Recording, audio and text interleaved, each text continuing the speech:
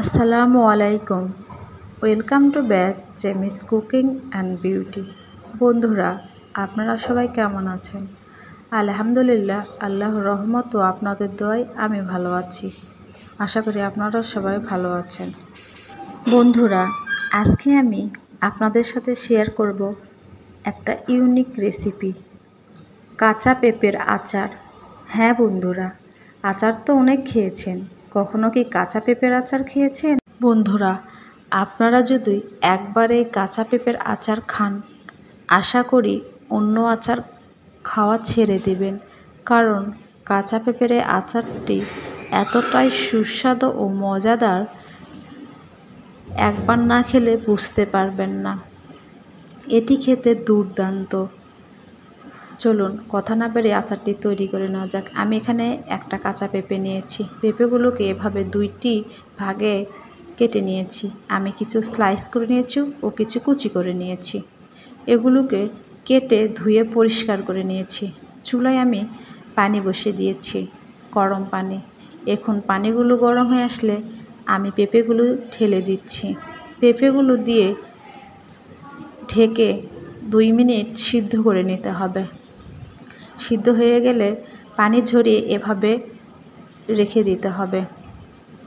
চুলায় আমি প্যানে কিছু শুকনো মরিচ, কয়েকটা তেজপাতা ও কিছু কাঁচা রসুন দিয়েছি। সরিষার তেল দিয়ে এগুলোকে মৃদু আঁচে ভেজে নেব। আচারে অবশ্যই সরিষার তেল দিতে হবে। সরিষার তেল দিয়ে আচার করলে আচারের স্বাদ। বন্ধুরা, এভাবে কয়েক মিনিট ভেজে নিতে হবে। আমি দিয়ে দিলাম আদাগুলো, আপনারা চাইলে নাও দিতে পারেন। দিয়ে দিচ্ছি কিছু আস্ত জিরা, দিয়ে দিচ্ছি 5 ফোড়ন, হাফ চামচ। এগুলো সবগুলো মশলা হালকা বাদামি কালার হয়ে আসলে আমি দিয়ে দিচ্ছি পানি ঝরিয়ে রাখা পেঁপেগুলো দেওয়ার পর এভাবে নেড়ে চেড়ে মশলার সাথে মিক্সড করে নিতে হবে। বন্ধুরা, অবশ্যই এ সময় চুলার আঁচটা মিডিয়ামে রাখতে হবে। বেশি জোরে চুলার আঁচ থাকলে আচারটা পুড়ে যাবে, খেতে ভালো আসবে না। আমি দিয়ে দিলাম স্বাদ মতো লবণ, হাফ চামচ হলুদের গুঁড়া, স্বাদ মতো মরিচের গুঁড়া।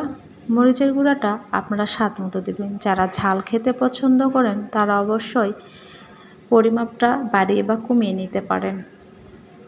এরপর সবগুলো উপকরণ একসঙ্গে নেড়েচেড়ে মিক্সড করে ভেজে নিতে হবে। এই পর্যায়ে দিয়ে দিচ্ছি চিনি।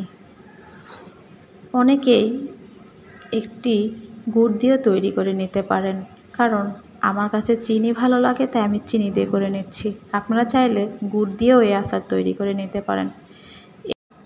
বন্ধুরা, এরপর দিয়ে দিলাম তেঁতুলগুলো আমি আগে ভিজিয়ে রেখেছিলাম।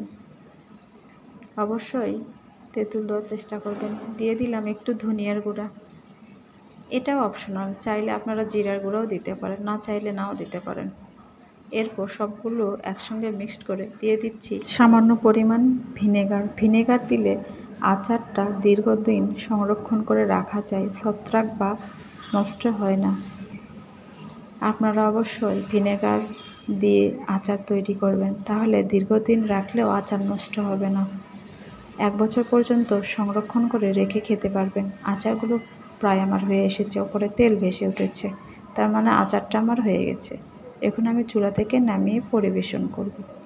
বন্ধুরা, আমার এই রেসিপি যদি আপনাদের ভালো লেগে থাকে তাহলে অবশ্যই চ্যানেলটি সাবস্ক্রাইব করবেন এবং লাইক কমেন্ট করে জানাবেন কেমন লেগেছে রেসিপিটা। দেখুন, চুলা থেকে নামিয়ে পরিবেশন করলাম। আচারটা দেখতে যতটা সুন্দর হয়েছে, খেতেও দারুণ মজার হয়েছে। আপনারা অবশ্যই কাঁচা পেঁপে দিয়ে বাসায় এই পেঁপের আচারের রেসিপিটি ট্রাই করে দেখবেন। আর কেমন হয়েছিল আপনাদের আচার আমাকে কমেন্ট করে জানাবেন। বন্ধুরা, আজকে তাহলে এ পর্যন্ত। আবারও নতুন রেসিপি নিয়ে হাজির হব। আজ তাহলে পর্যন্ত, খোদা হাফেজ।